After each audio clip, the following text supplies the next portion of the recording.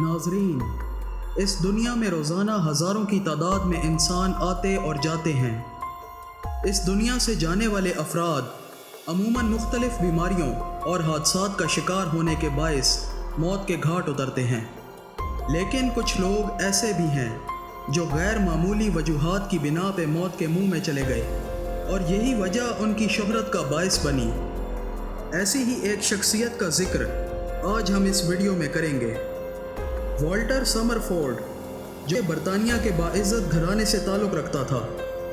Walter برطانیہ کا army officer تھا اور اس نے بہت سی جنگوں میں حصہ لیا۔ ناظرین، جب پہلی مرتبہ والٹر پہ آسمانی بجلی گری تو یہ جنگ عظیم اول کا وقت تھا۔ والٹر اپنے گھوڑے پہ بیٹھ کر بیلجیم قلعے کی طرف جا رہا تھا۔ اچانک اس پر آسمانی بجلی گری۔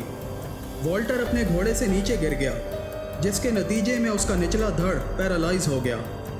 کچھ سال گزرنے کے بعد والٹر نے ارادہ کیا کہ کینیڈا میں جا کر فیملی سیٹل کی جائے اور زندگی کی نئی شروعات کی جائیں۔ اسی دوران والٹر نے اپنی آؤٹ ڈور ایکٹیویٹیز کو بڑھا دیا اور فشنگ کرنا شروع کی۔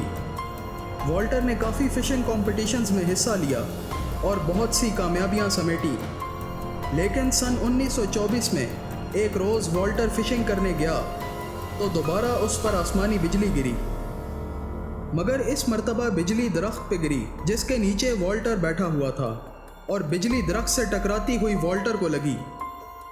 حیرت انگیز بات یہ ہے کہ والٹر کی جان بھی نہیں گئی اور 2 دن بعد والٹر کی ٹانگیں کام کرنا شروع ہو گئیں، جو پہلی مرتبہ آسمانی بجلی لگنے کی وجہ سے پیرالائز ہو چکی تھیں۔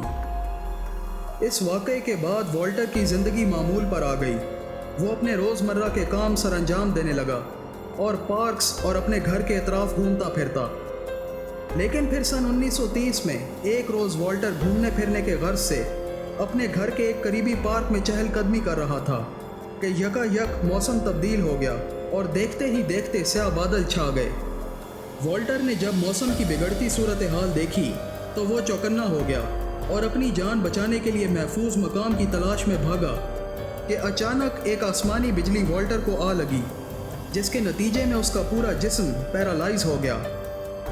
اس بار والٹر اپنی مکمل صحت یابی کے لیے بہت سی میڈیکل کمپلیکیشن سے گزرا، مگر 2 سال بعد 1932 میں بالآخر والٹر کی موت واقع ہو گئی۔ والٹر کی تدفین وینکوور کے ماؤنٹین ویو قبرستان میں ہوئی، جہاں 4 سال بعد 1936 میں ایک مرتبہ پھر والٹر کی قبر پہ لگے کتبے پر آسمانی بجلی آ گری، جس سے وہ کتبہ بری طرح ٹوٹ پھوٹ کا شکار ہوا۔ ناظرین، اسی وجہ سے والٹر سمرفورڈ کو تاریخ میں موسٹ ان لکیسٹ مین کے نام سے بھی جانا جاتا ہے۔